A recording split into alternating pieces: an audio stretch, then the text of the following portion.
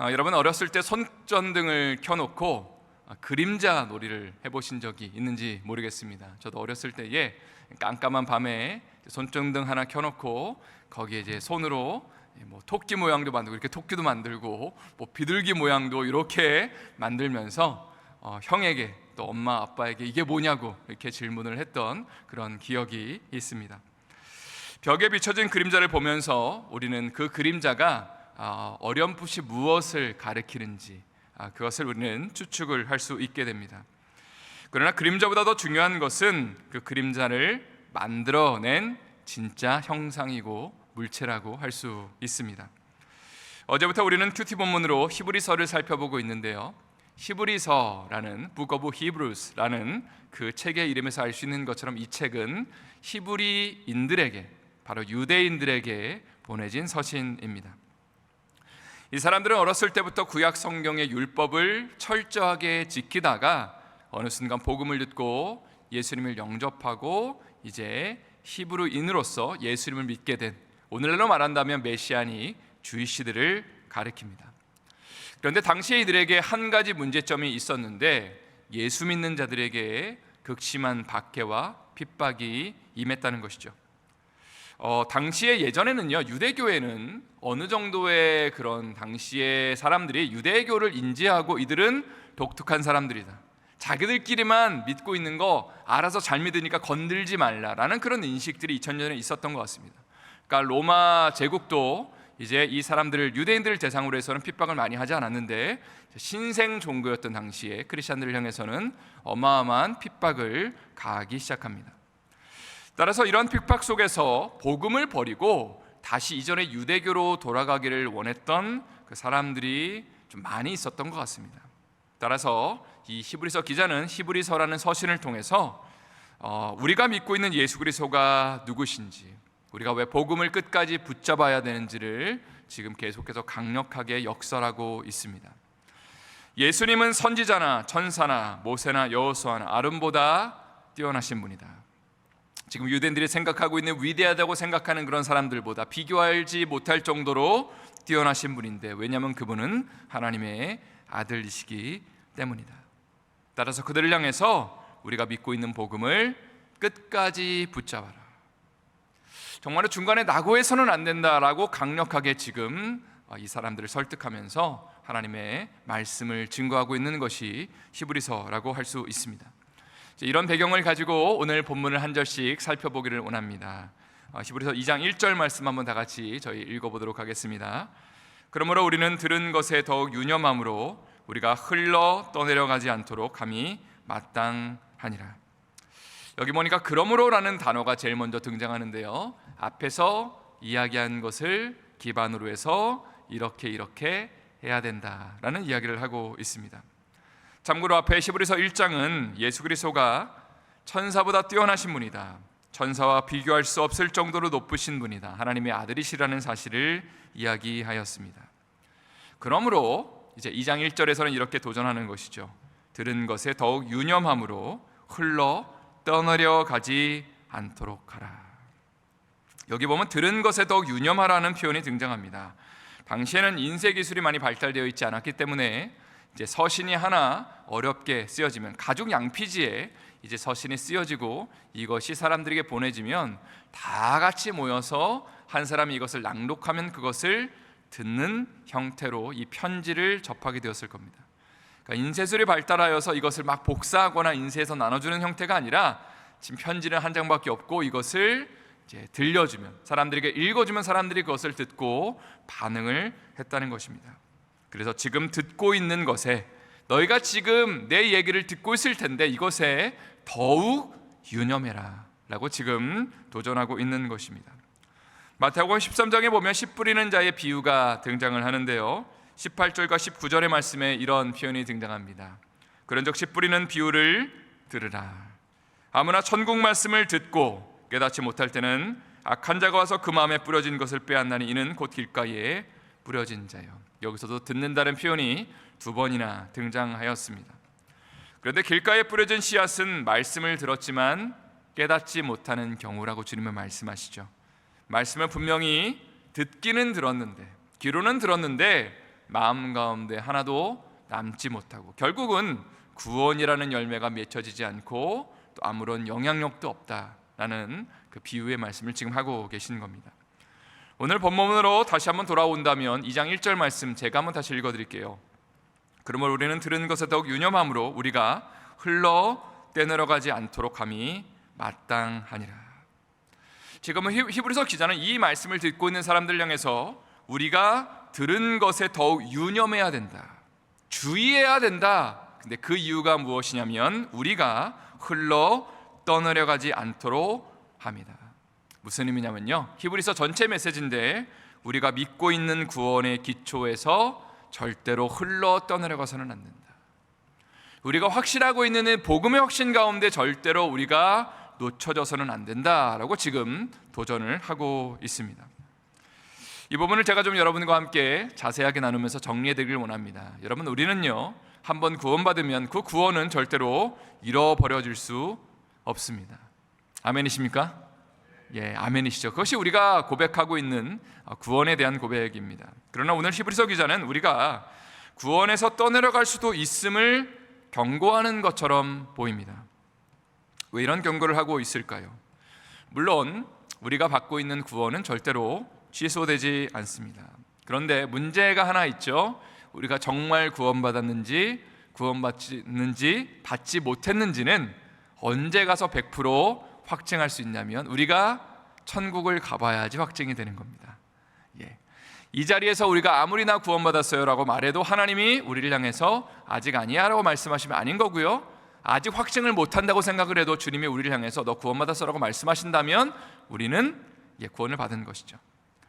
자, 그런데 문제는 무엇이냐면 2000년 전에 예수님을 믿었으면 당시에는 핍박이라는 것이 존재했습니다. 핍박이 일어났을 때에는 분명히 그들의 신앙이 두 가지로 갈렸을 겁니다. 중도에 포기하는 사람과 끝까지 믿음을 고수하는 사람들이 있었을 겁니다. 그리고 이러한 사람들이 마지막에 죽음을 맞이하고 천국에 입성하면서 이런 고백을 했겠죠. 정말로 천국에 들어가는 가운데 내가 받은 구원 하나님이 끝까지 지키셨네요. 정말로 하나님이 작정하신 그 구원을 마지막까지 완성시키셨네요 라는 고백을 할 수 있었을 겁니다. 그런데 중간에 믿다가 포기한 사람들이 분명히 있다고 말씀드렸죠. 이런 사람들 향해서는 아마도 사람들, 믿는 자들은 이렇게 이야기를 했을 겁니다. 이 사람들은 원래부터 구원받는 사람이 아니었구나. 믿는 척은 했지만, 믿는 것처럼 보였지만 실제로는 구원받은 자들이 아니었다는 것이 그들의 배교를 통해서 드러났을 뿐인 것이죠. 그러나 오늘날 우리는 핍박이 없기 때문에, 예수를 믿는다고 해서 불이익을 당하거나 여러 가지 어려움을 당하는 상황이 아니기 때문에 제대로 된 믿음을 갖고 있는지를 도저히 구분을 할 수가 없는 시대에 살고 있는 것 뿐입니다. 따라서 분명히 우리가 죽음 이후에 구원을 확신했지만 그 이후에 구원받지 못한 사람들이 분명히 일어날 수밖에 없습니다. 그것이 마태복음 7장에서 예수님이 하시는 경고죠. 그날에 많은 사람들이 이야기할 것입니다. 내가 주님의 이름으로 선지자 노릇하며 주의 이름으로 귀신을 쫓아내며 많은 권능을 행하지 아니하였나이까. 그때 주님이 뭐라고 말씀하세요? 불법을 행하는 자들아 내게서 떠나가라. 내가 너희를 알지 못한다. 이렇게 경고하는 일이 분명히 주님이 있을 거라고 말씀하셨죠.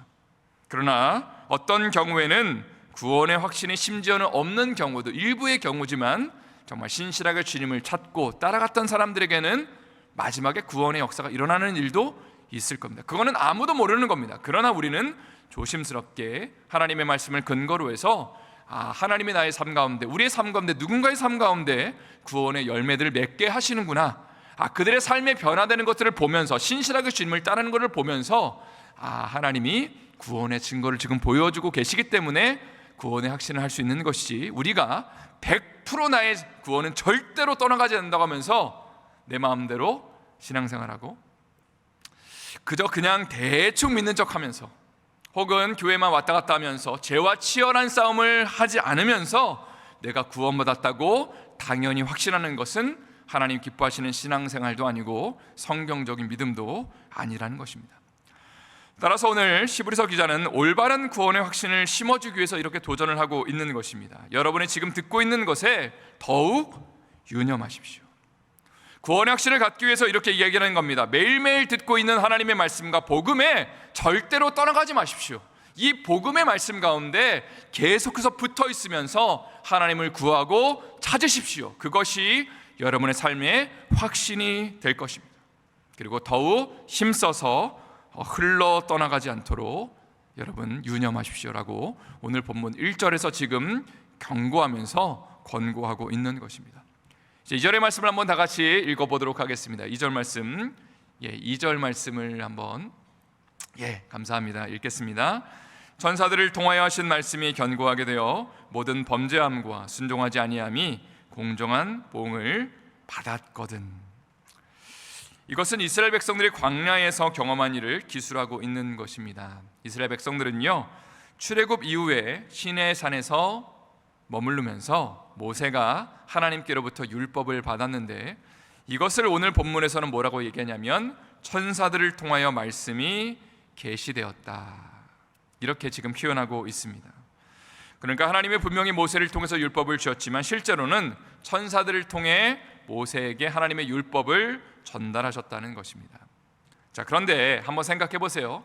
하나님이 직접적으로 모세를 통해 천사들을 통해 율법을 주셨음에도 불구하고 이 율법을 가졌던 당시의 이스라엘 백성들이 광야에서 어떤 모습을 보였는지를 생각해 보라는 거죠.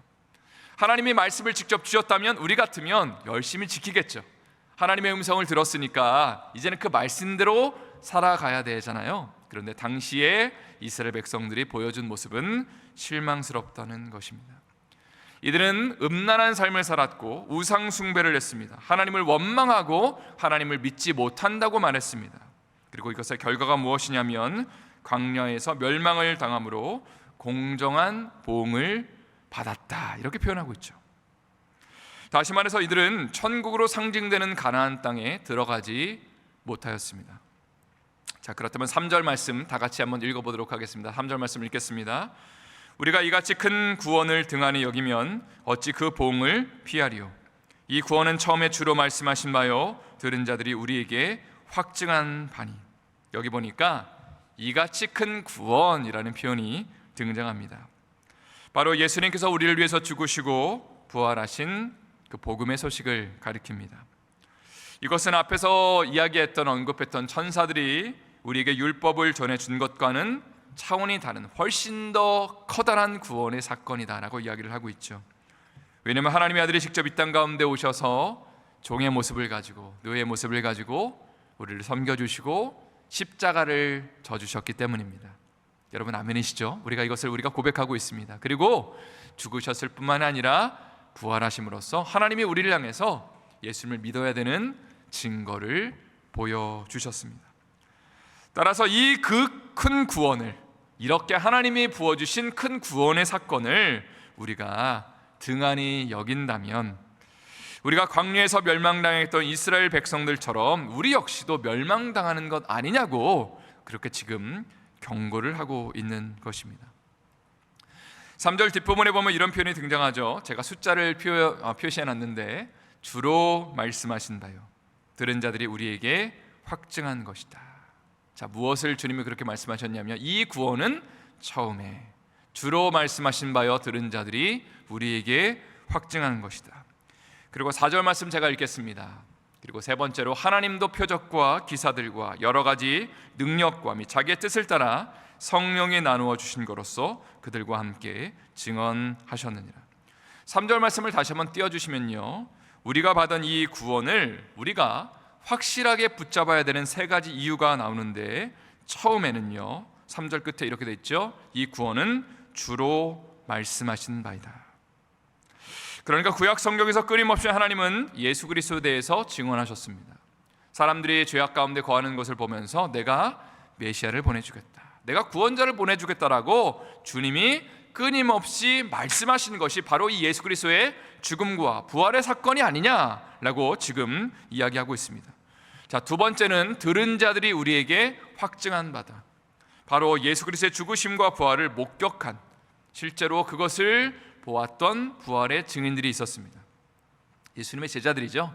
그 예수님의 제자들이 이것을 누군가에게 전해줬습니다. 그리고 그것을 전해 들은 사람들이 지금 히브리서를 받아보고 있는 사람들에게 복음을 또 전했습니다. 그러니까 이 복음에 대해서 직접 증언을 했던 사람들의 이야기를 들은 사람들이 우리에게 이 복음을 직접 전해주었다. 그러니까 그들을 통해서 확증된 것 아니냐. 그들을 통해서 정말로 예수 그리스도의 죽으심과 부활 사건이 정말로 눈으로 보여지고 우리가 진짜 이걸 봤어요, 하나님이 이것을 행하셨어라고 고백했던 그것이 아니냐, 그것을 우리가 전해 들은 것이라고 이야기를 하고 있습니다. 히브리서에 보면 13장 7절에 이런 말씀이 있습니다. 한번 다 같이 한 목소리로 읽어보도록 하겠습니다. 13장 7절 말씀, 13장 7절 말씀은 제가 읽겠습니다. 하나님의 말씀을 너희에게 일러주고 너희를 인도하던 자들을 생각하며 그들의 행실의 결말을 주의하여 보고 그들의 믿음을 본받으라. 하나님의 말씀을 일러주는 사람들, 하나님의 말씀을 인도하는 사람들의 이야기를 잘 듣고 난 다음에 그들의 믿음을 본받으라고 지금 히브리서에서 적고 있습니다. 이 하나님의 말씀을 전한다는 것은 예수 그리스도의 복음의 소식을 전하는 것을 가리킵니다. 하나님의 말씀을 전할 때에 그들이 정말로 예수 그리스도의 죽으심과 부활의 소식을 잘 전하고 있는지, 그리고 실제로 그들이 복음을 증거하는 가운데 그들의 삶에 어떤 열매를 맺고 있는지, 정말로 복음에 합당한, 성령에 합당한 열매를 맺고 있는지를 보고 나서 그들이 정말로 복음의 소식을 제대로 전하는 게 맞다면 그들을 존경하고 그들의 말을 따르고 그들의 말에 순복해야 된다라고 지금 이야기를 하고 있습니다. 지난주에도 제가 이야기를 나눴지만 하나님의 교회는요, 항상 예수 그리스도의 복음이 정직하고 바르게 선포되어야 되는 줄을 믿습니다. 아멘이시죠? 다시 말해서 우리가 죄인 되었다는 사실과 예수 그리스도가 우리를 위해 죽으시고 부활하셨다는 복음의 소식이 늘 증거되어야 되고요, 누구든지 회개하고 예수를 영접하면 새로운 삶을 얻게 된다는 도전이 있어야 됩니다. 그런데 뜨뜻미지근하게 하는 믿는 사람들을 향해서는 이런 경고의 말씀도 선포되어야 됩니다. 그냥 예수님 믿으면 안 되고 예수님 제대로 붙잡아야 된다고. 하나님의 말씀이 수없이 많은 군대에서 제대로 믿지 않으면 이 구원에서 흘러 떠내려갈 수 있다고 경고하고 있다고. 애초부터 구원받지 않은 것일 수 있다고 하면서 제대로 예수님 붙잡으라고. 오늘도 예수님 붙잡으면서 살라고, 다른 거 쳐다보지 말고 주님 앞에 당신의 삶을 드리라고, 맡기라고 수도 없이 성경은 도전하고 있다는 것이죠. 이런 것이 우리 성도들에게 매주마다, 매일마다 하나님 앞에, 또 사람들 앞에 선포될 때에 그것이 건강한 교회의 증거이고 하나님의 교회가 견고하게 세워질 수 있다는 것입니다. 이런 축복과 은혜가 우리 안디옥 교회 가운데도 넘쳐날 수 있기를 축원합니다. 이제 4절로 가면요, 우리가 받은 구원을 우리가 확실하게 붙잡아야 되는 세 번째 이유가 있는데 이렇게 되어 있죠. 하나님이 표적들과 기사들과 성령을 통해 이 복음을 증언하셨다라고 되어 있습니다. 당시의 복음의 증언들은 예수 그리스도를 증거하는 가운데 병과 또 여러 가지 질병들이 고쳐지는 역사가 있었습니다. 예수님의 부활의 증인들은 실제로 예수 그리스도의 이름으로 사람들을 낫게 했고, 눈먼 자가 눈을 뜨는 역사가 있었고요, 죽은 자가 살아나는 역사가 있었고요, 그 속에서 성령의 증언하심이 있었습니다. 자, 이것이 무슨 의미냐는 거죠. 복음이 단순히 증거된 것이 아니라 2000년 전에는 병고침의 역사도 있었고 이적과 기사가 있었는데, 이것이 뭐냐면 하나님이 그 사람들 향해서 이렇게 증언하시는 거죠. 내가 이들이 하는 이야기를 같이 증언하고 있는 거야. 이것이 병자들이 낫고 연약한 자들이 깨어나는 것의 의미라고 주님 말씀하시는 거죠. 내가 증언하고 있다. 이들이 하고 있는 복음의 그 메시지가 진짜라는 것을 하나님도 성령을 통해 증언하고 있다는 것이 바로 이런 이적과 기사의 그 의미 아니냐고 지금 이야기하고 있습니다. 이제 5절을 읽을 것인데 5절로 한번 넘어가도록 하겠습니다. 여기서부터의 말씀은요, 앞으로 새롭게 오는 세상에 대한 이야기입니다. 5절 말씀 한번 다 같이 읽어보도록 하겠습니다. 하나님이 우리가 말하는 바 장차 올 세상을 천사들에게 복종하게 하심이 아니니라. 여기 보면 장차 올 세상이라는 표현이 나오는데요, 이 세상, 끝난 이후의 세상을 가리킵니다. 그런데 이 세상은 천사들을 위해 예비된 것이 아니고 누구를 위해 예비된 것이냐면, 첫 번째는요, 예수 그리스도를 위해 예비된 것이고, 그리고 예수 그리스도를 믿고 따르는 하나님의 사람들을 위해서 예비된 것이다 라는 이야기를 지금 하고 있습니다. 그러면서 시편 8편의 말씀이 인용됩니다. 6절 말씀 제가 읽겠습니다. 그러나 누구인가가 어디에서 증언하여 이르되 사람이 무엇인기에 주께서 그를 생각하시며 인자가 무엇이기에 주께서 그를 돌보시나이까. 여기 보니까 사람이 무엇이기에, 인자가 무엇이기에 라는 시편 8편의 말씀이 인용되고 있습니다. 이 말씀은 너무나 유명한 말씀입니다. 여호와 우리 주여, 주의 이름이 어찌 그리 온 땅에 아름다운지요, 주의 영광이 하늘을 덮었나이다. 이렇게 시작하는 시편입니다. 다윗은 시편 8편에서 하나님이 지으신 세상의 아름다움을, 또 그 좋음을 노래하고 있죠. 그러면서 사람이 무엇이기에 주께서 그를 생각하십니까?